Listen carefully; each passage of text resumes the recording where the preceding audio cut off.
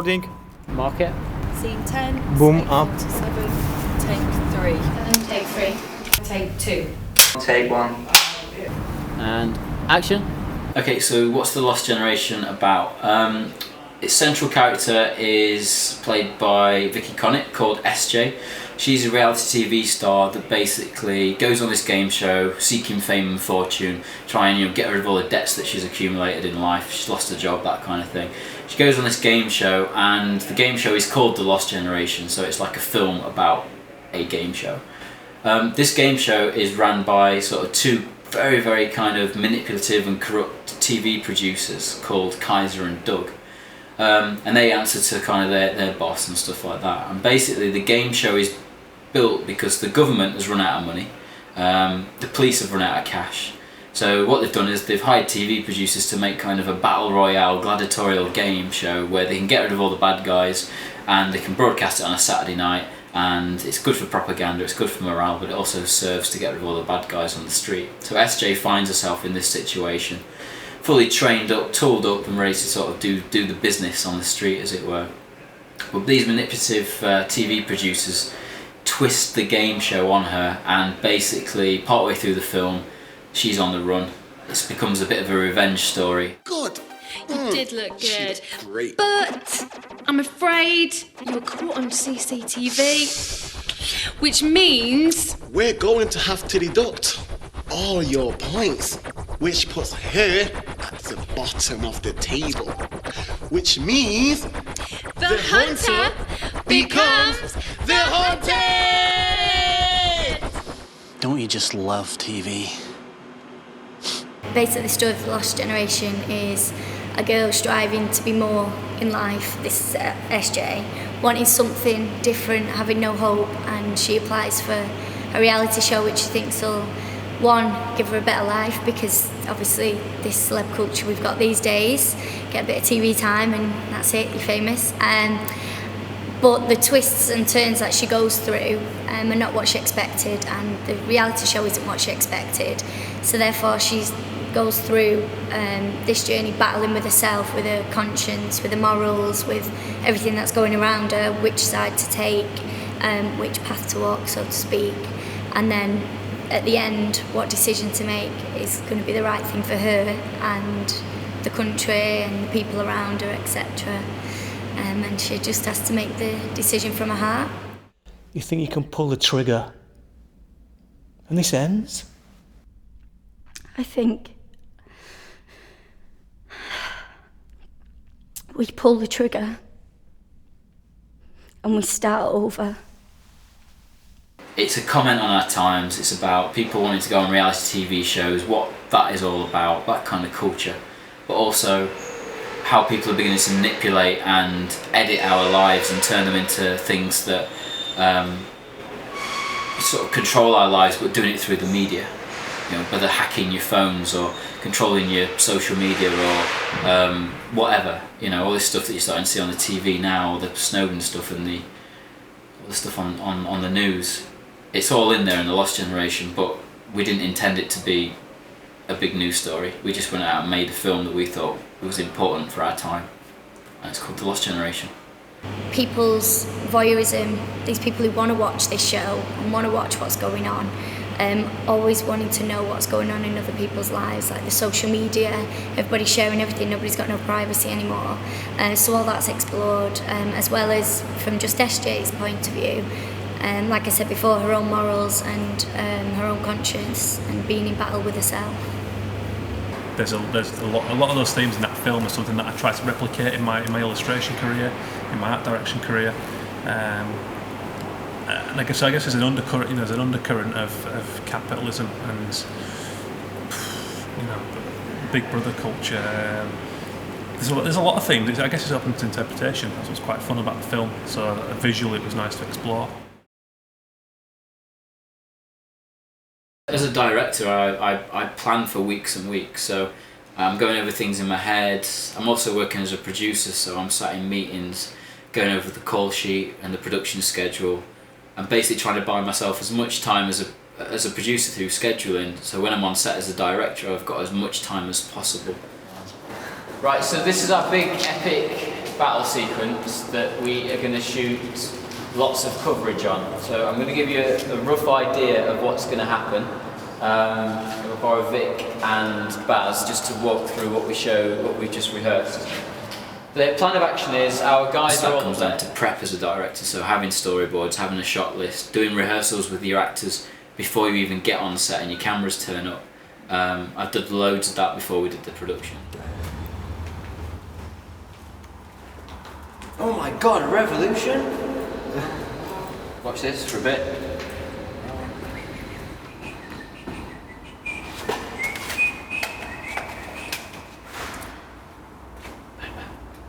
Oh, it's you. And that's what I've got to do apparently. Yes.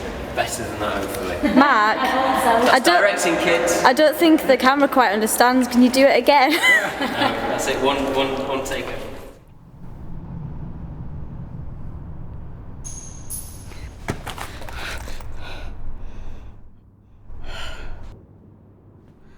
It's you.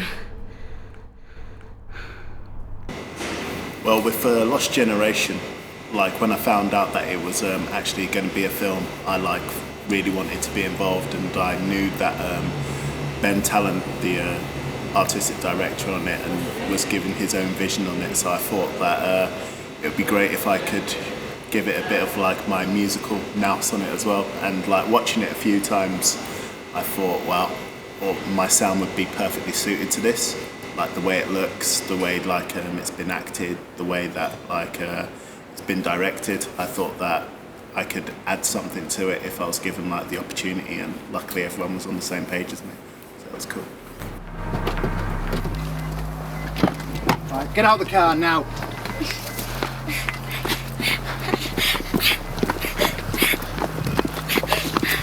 Right, kneel down. Don't need to remind you, there's a gun trained on you, okay? I'm going to take off the handcuffs so the blindfold stays on.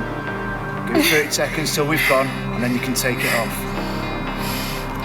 And this, it's emergency.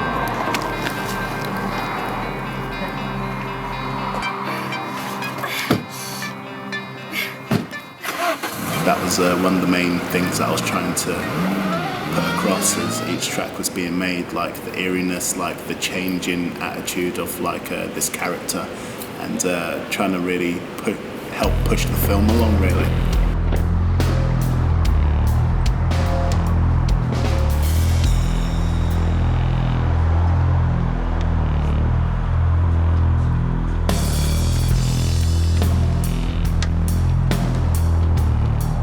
The soundtrack that I've been working on, the influences really have been like Revolution and like a lot of electronica, you know, like stuff like which you'd see in sci-fi.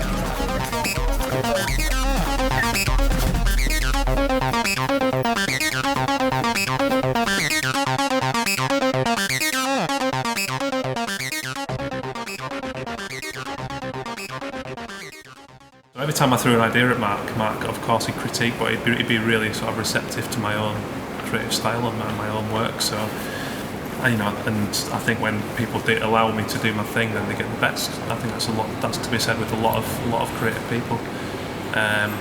So Mark's quite driven, he wants to get the job done. He's passionate about what the story he's trying to tell.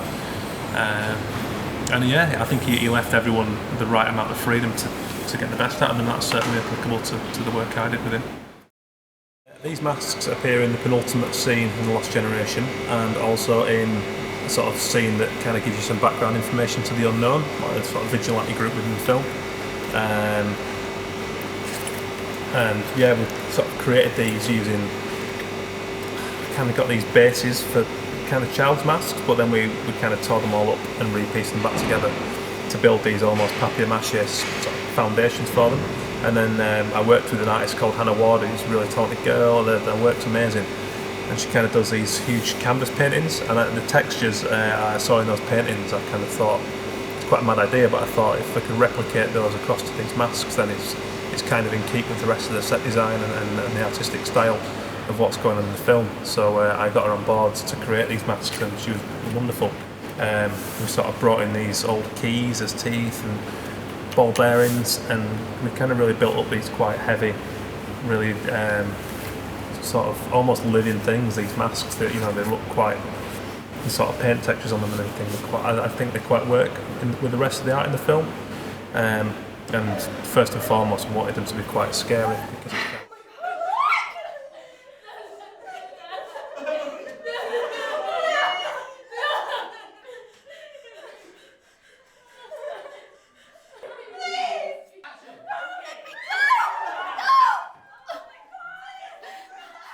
As an indie filmmaker, what The Lost Generation has enabled me to sort of see, and as a producer moving into more commercial projects that have got bigger budgets behind them, is everyone always starts with the budget.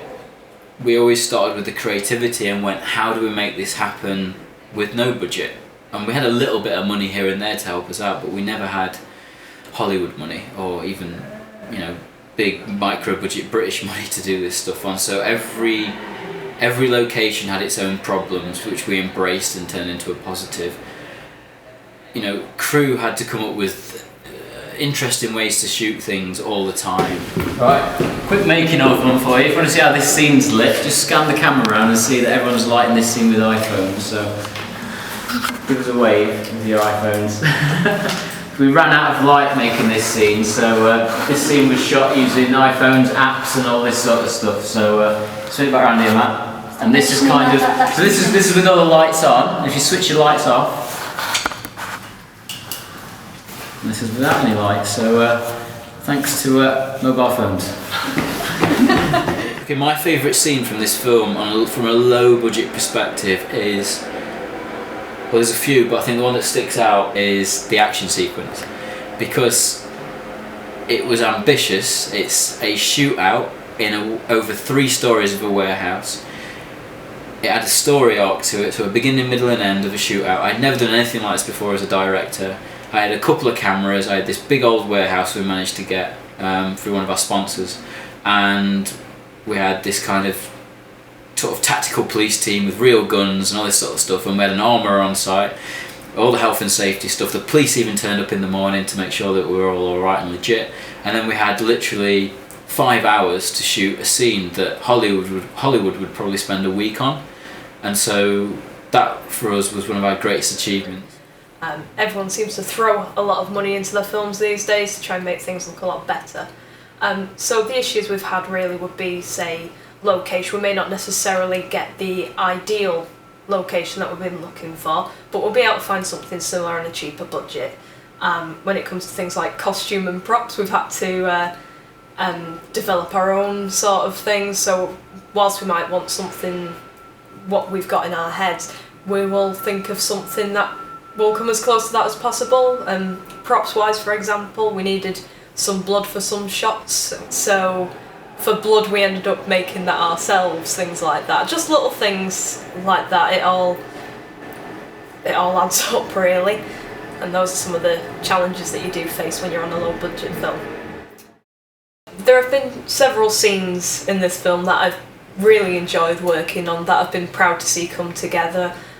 Obviously, because I organise quite a lot of it, it's nice when things work out exactly how you planned them. So that's always helpful, but particular scenes I enjoyed doing would be, say, the more action sequences, I'd say. So we had a warehouse shootout, and that was an all-day scene, but we got people dressed up in their little SWAT costumes. We had laser pointers, which gets me very excited because I love stuff like that. So when I was watching all that happening, you do get quite involved, and it is really good fun to watch. We also had a scene where there's a maggot game show, and it was pretty disgusting really, but it was fun watching all the actors getting involved, and some of them were a tiny bit squeamish, which was quite amusing as well.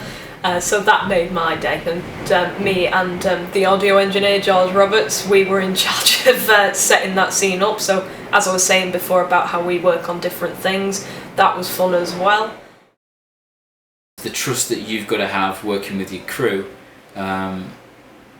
is like insane really, because I think everybody on the crew did about 10 jobs each.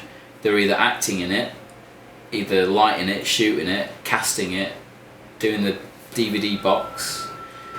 making the sandwiches. You know, everybody literally, there's about 12 key crew on this, and they all did about 10 jobs each. So I think every filmmaker that was on the crew, they're all filmmakers. They're all like total filmmakers. That's true indie, and you don't get that in the industry. And I think that's something that I've learned and taken away from this is going. It's about being multi-skilled, and it's about making it work and telling a great story that way. Because we've had such a small crew, it becomes almost like a family. So you're all working very closely together, and you don't just do your assigned roles. So though I'm a production coordinator, and that's how it will be on paper, I take over many other bits as well, so we all work on different things. But it's great because it means that we get to have our own little creative inputs on everything. So, for example, I worked on a trailer for the film, which was exciting because it meant I got to have a go at editing, colour grading, things like that, which is really exciting. It's a good way of stepping away from all the paperwork. So we all get to have a play about in our own little creative ways, which is a good thing, whilst if it was a big crew, you might end up getting lost. So that's what's good about it.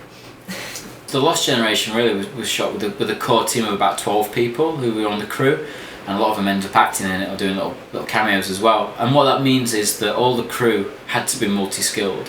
So everyone that operates on camera can also do some editing, understands lighting, understands sound, even stuff like the clapperboard, the paperwork, booking locations, you know, even a bit of directing at parts, you know, for some of the B-roll, people had to go out and just get shots that we needed and stuff like that. So really, it was like a little family that's been together for about 2.5 years. So like real good friendships have been made. Chris, just walk to the green screen and stand there.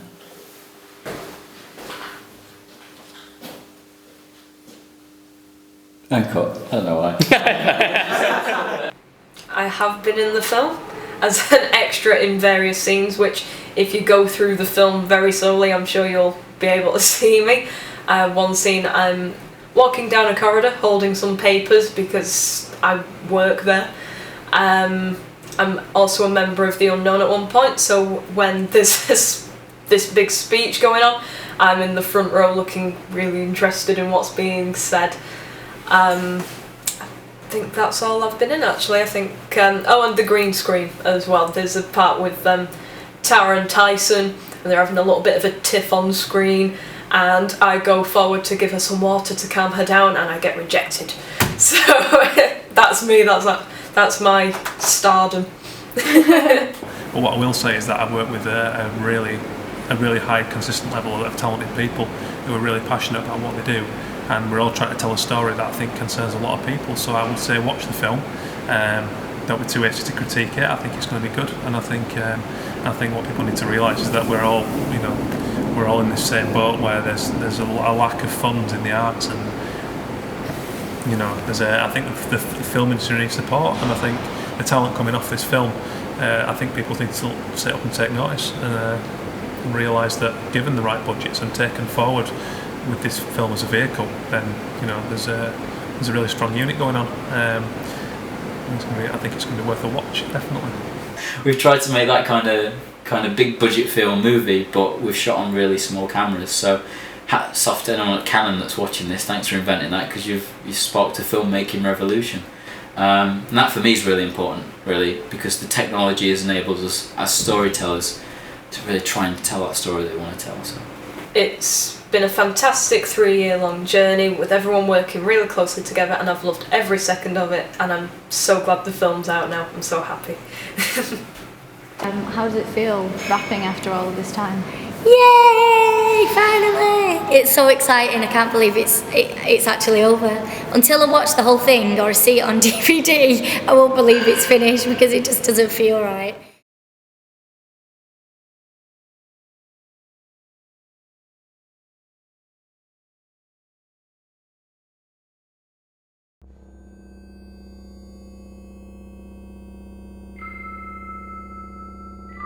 A new reality TV show with a cash prize of £10 million.